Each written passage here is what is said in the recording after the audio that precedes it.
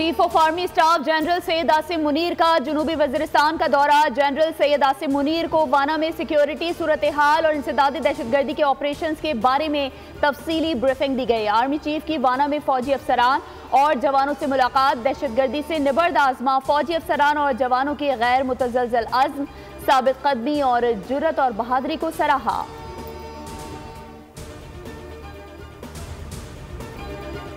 जनूबी वज़ीरिस्तान के इलाके मकीन में फितना ख्वारिज के साथ फायरिंग के तबादले में शहादत। अजीम रुतबे पर फाइज होने वाले शोहदा की नमाज जनाजा बन्नू कैंट में अदा कर दी गई। नमाज जनाजा में कोर कमांडर पेशावर, पाक फौज के सीनियर अफसरान, जवानों और अमायदीन इलाका ने बड़ी तादाद में शिरकत की। ISPR के मुताबिक जनूबी वज़ीरिस्तान में चेक पोस्ट पर हमला करने वाले 8 खारजी दहशत गर्दों जवाबी कार्रवाई में ठिकाने लगाया गया। फायरिंग के तबादले में 16 फौजी जवान बहादुरी से लड़ते हुए शहीद हुए। सदर वजीर आजम समेत अहम शख्सियात की जानिब से शहीदों के दर्जात की बुलंदी के लिए दुआ की गई। पाकिस्तान और जनूबी अफ्रीका के दरमियान वनडे मैच बारिश की वजह से रोक दिया गया। सीरीज के आखिरी मैच में मेजबान जनूबी अफ्रीका ने पाकिस्तान के खिलाफ टॉस जीतकर बॉलिंग का फैसला किया। ग्रीन शर्ट्स के एक विकेट पर 10 रन, अब्दुल्ला शफीकी 0 पर आउट होने की हैट्रिक। पाकिस्तान टीम में 3 तब्दीलियां की गई हैं। तैयब ताहिर, मोहम्मद हसैन और सुफियान मुकीम प्लेइंग 11 में शामिल। इरफान नियाजी, हारिस रऊफ और अबरार अहमद ड्रॉप। सीरीज में पाकिस्तान को 2-0 की फैसला कुन बढ़तरी हासिल है।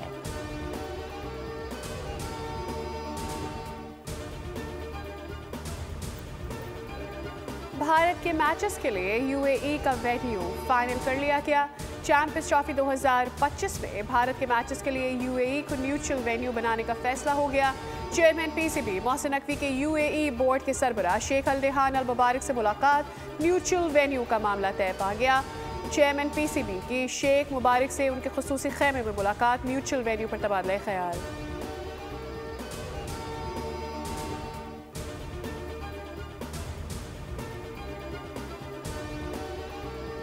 इंग्लैंड ने पाकिस्तान में होने वाली ICC चैंपियंस ट्रॉफी के लिए 15 रुकनी स्क्वाड का ऐलान कर दिया। टेस्ट कप्तान बेन स्टोक्स को इंजरी के बाद शामिल नहीं किया गया।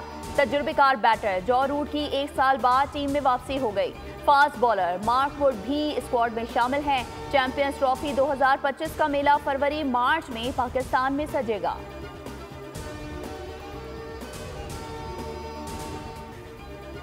वज़ीर आज़म ने स्पीकर कौमी असम्बली की तजवीज़ पर हुकूमती इत्तेहाद के मेंबरान पर मुश्तमिल मुज़ाकराती कमेटी तश्कील दे दी।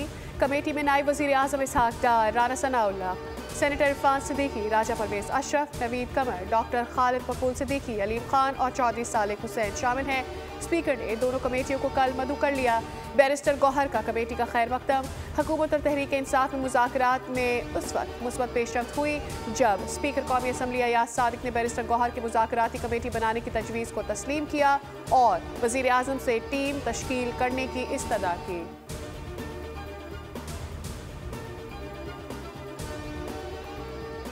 तंजीमात पर हमले किए, मुल्क के दिफा को सालमियत को नुकसान पहुंचाने की कोशिश की। सियासत करो, तहजीब व तमद्दुन के दायरे में करो। सियासत करो, इख्तिलाफ करो, सियासतदानों से करो। शुहदा से तुम्हारी क्या दुश्मनी है? और जो मास्टर माइंड था 9 मई का, उसको भी इंशाअल्लाह ताला सजा होगी, क्योंकि ये नाकाबिले माफी जुर्म है।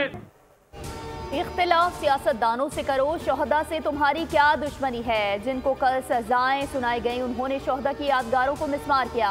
वफाकी वज़ीर इत्तलात अताउल्लाह तारड़ का अपने हल्के में खिताब, कहा हम सियासी लोग हैं, बातचीत करना जानते भी हैं, चाहते भी हैं। बानी PTI की हुकूमत में महंगाई उरूज पर थी, आज नवाज शरीफ की वजह से महंगाई कम है।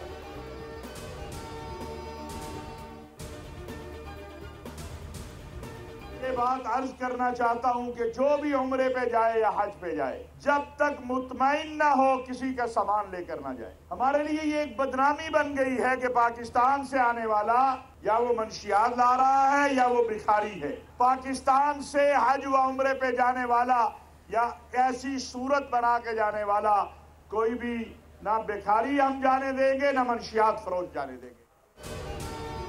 भिकारी मनशियात बैरून मुल्क ले जाने वाले बदनामी का बाइस बन रहे हैं। चेयरमैन पाकिस्तान उलमा काउंसिल ताहिर अशरफी सऊदी अरब में भीख मांगने वालों पर फट पड़े। कहा सब दोस्त मुल्क चाहते हैं पाकिस्तान में सरमायाकारी आए। हज और उम्रा पर जाने वाले किसी का सामान साथ ना लेकर जाएं। हज और उम्रा पर जाने वालों को ज़रूरी रहनुमाई लेनी चाहिए।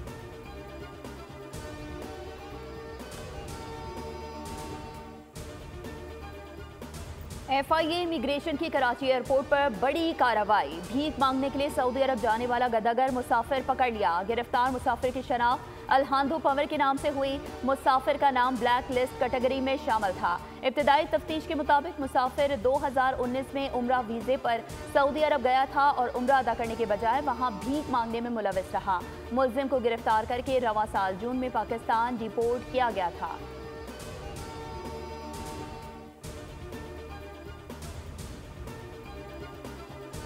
किल्लत थी, उस पर एहतजाज किया और इनको पता था कि ये किल्लत क्यों है। ये किल्लत किसी की साजिश नहीं थी, कोई जानबूझकर किसी ने नहीं की थी। एक इत्तफाकी हादसा था, वाकया था कि कराची शहर को पानी सप्लाई करने वाली जो मेन लाइन थी वो डैमेज हो गई और तकरीबन आधे शहर को पानी की सप्लाई बंद हो गई कि चूँकि लोगों को पानी नहीं मिल रहा, तकलीफ में, इसलिए मैं एहतजाज करना चाहता।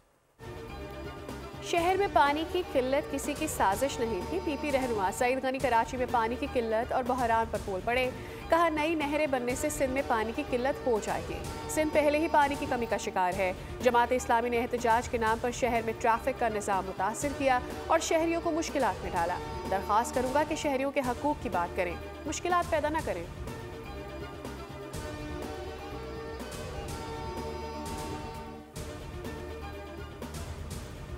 मुल्क में महंगी बिजली हुकाम के लिए बड़ा चैलेंज और दर्दे सर। माजी में बिजली की कीमतों की मद में डॉलर की बुनियाद पर सार्फिन से 2% तक इजाफी वसूलियाँ किए जाने का इंकशाफ। हुकूमत ने नैपरा के किरदार को गैर तसल्लीबख्श करार दे दिया। पावर डिवीजन का नैपरा के किरदार पर मायूसी का इजहार। ज़राए पावर डिवीजन का कहना है कि हुकूमत डिस्कोस को बिजली की कीमतों से मुतालिक मनमानी नहीं करने देगी।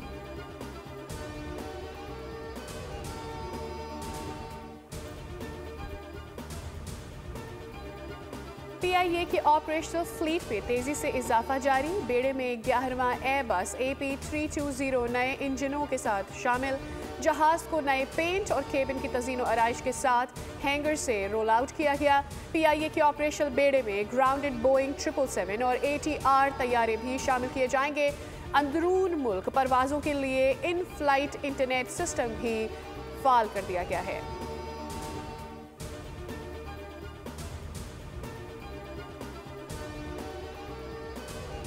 वफाकी वज़ीर दाखिला मोहसिन नकवी के कराची में पासपोर्ट ऑफिस, अवामी मरकज और नादरा सेंटर डिफेंस के अचानक दौरे। शहरियों से मुलाकात की, पासपोर्ट और शनाख्ती कार्ड्स बनवाने के अमल के बारे में पूछा। मोहसिन नकवी ने कहा शहरियों को पासपोर्ट मिलने में ताख़ीर का इज़ाला किया जा रहा है। शहरियों को अब मुकर्ररा मुद्दत के अंदर पासपोर्ट मिलेंगे।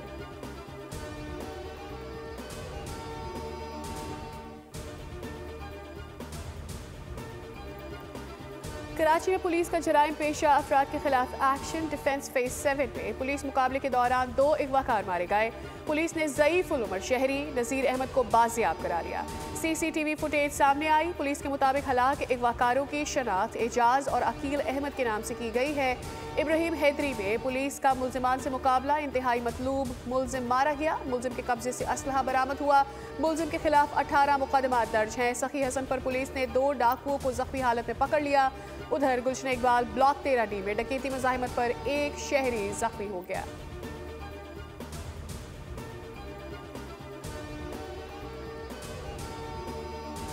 कराची आयशा मंजिल के करीब बस की मोटरसाइकिल को टक्कर, बीवी जाँ बहक, शौहर जख्मी हो गया। मुश्तल अफराद ने बस को आग लगा दी, ड्राइवर फरार हो गया।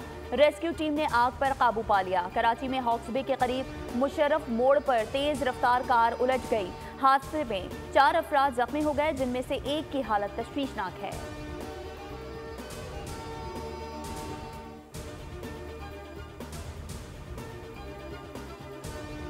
पाक बहरिया के जहाज़ों का खलीज अरब में तैनाती के दौरान कुवैत और इराक का दौरा।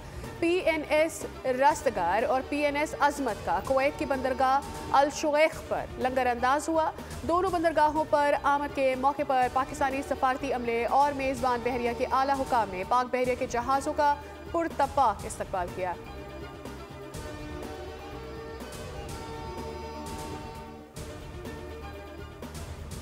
गजा में इजरायली बमबारी में मजीद 25 फलस्तीनी शहीद और दर्जनों जख्मी हो गए। इजरायली फौज ने गजा में 2 अस्पतालों और एक स्कूल पर हमला किया, जिसमें 8 फलस्तीनी शहीद हुए। खान यूनिस में 2 अफराद नुक़्मे अजल बने। उधर तल अवीव में इसराइलियों ने अपनी हुकूमत के खिलाफ एहतजाज किया, यरगमालियों की वापसी का मुतालबा किया। पुलिस ने मुजाहिरीन को मुंतशिर करने के लिए उन पर तशद्दुद किया।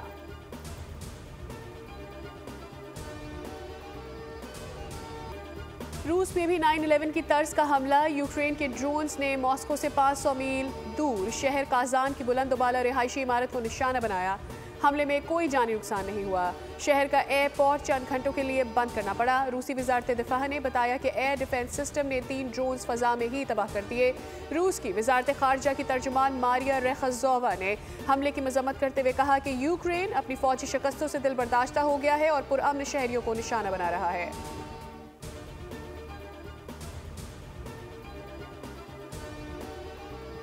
तुर्की में एम्बुलेंस हेलीकॉप्टर अस्पताल की इमारत से टकराने से 4 अफराद हलाक। हेलीकॉप्टर में 2 पायलट्स, डॉक्टर और 1 तिब्बी कारकुन सवार थे।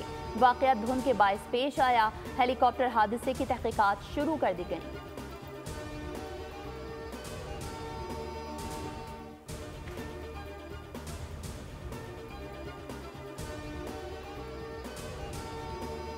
यमन पर हमले के दौरान अमेरिका ने गलती से अपना ही तैयारा मार गिराया। अमरीकी सेंट्रल कमांड का कहना है कि गलती से मार गिराए जाने वाले F/A-18 हॉर्नेट के दोनों पायलट महफूज रहे। तहकीकात शुरू कर दी गई हैं। अमरीका ने यमन में हौसियों के ठिकानों पर हमले किए। हौसियों का एंटी शिप क्रूज मिसाइल भी मार गिराया। इससे कबल हफ्ते को यमन से हौसियों ने इसराइली दारकूमत तेल अवीव पर मिसाइल हमला किया था, जिसके नतीजे में 16 अफराद जख्मी हुए थे।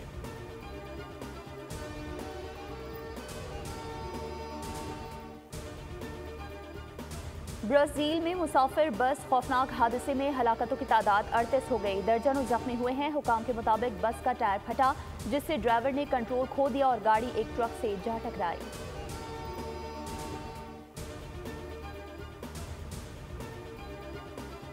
नाइजीरिया में क्रिसमस तकरीब में भगदड़ मचने से 4 बच्चों समेत 10 अफराद हलाक हो गए। दारुल-हुकूमत अबूजा में होली ट्रिनिटी कैथलिक चर्च की जानिब से तकरीब में तोहफ़ा वसूली के दौरान भगदड़ मची। जख्मी होने वालों की हालत तशवीशनाक है।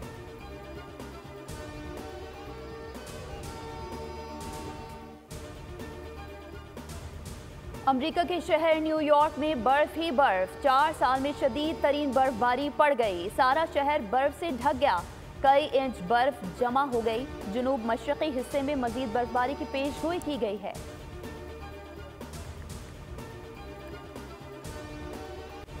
गिलगित बल्तिस्तान में सख्त तरीन सर्द मौसम को भुलाकर शहरी मेफंग जश्न बनाने घरों से निकल आए। मेफंग यानी आग फेंकने का मुनफरिद त्यौहार जोश व खरोश के साथ मनाया जा रहा है। त्यौहार का मकसद खुशी मनाना और सख्त मौसमी हालात से निजात और बहार को बुलाने का जश्न है। इस रोज़ रात को नौजवान मशलें जलाकर रक्स करते हैं। ख़वातीन घरों में मज़ेदार खाने बनाती हैं।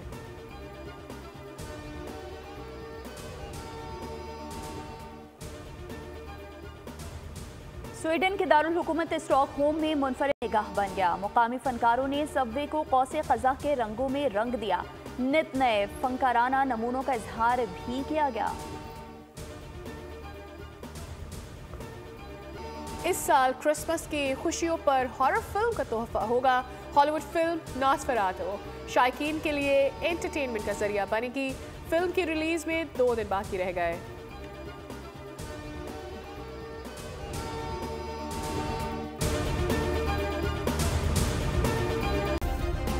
सब्सक्राइब करें और बेल दबाएं ताकि कोई खबर रह न जाए।